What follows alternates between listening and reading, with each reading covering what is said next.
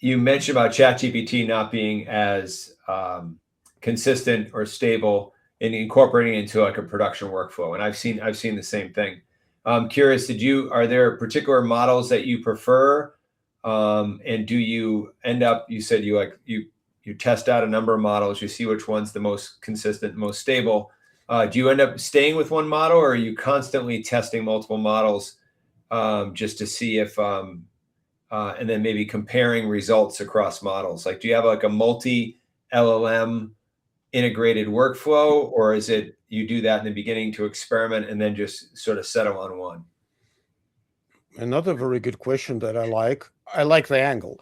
So, first of all, depending on what you are doing, no single LLM is doing all of this perfectly or at the same level. So in our production, given that we create content, we localize content, we do quality assurance, we do neural voiceovers, we do subtitles and many other things.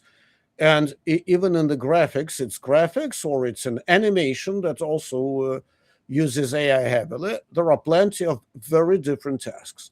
So I need to state it straight away that we use approximately a dozen different models, depending on the particular area, whether it's animation, graphic creation, quality assurance, and everything.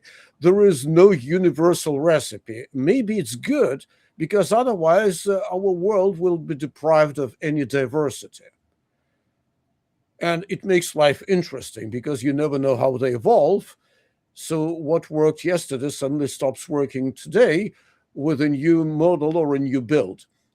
Second, typically we are trying to keep it stable but open-minded, which means that as soon as we found something that produces stable results and improves efficiency and works, for most tasks, we use that particular, say, engine, including the version, the build, pro flash version or whatever.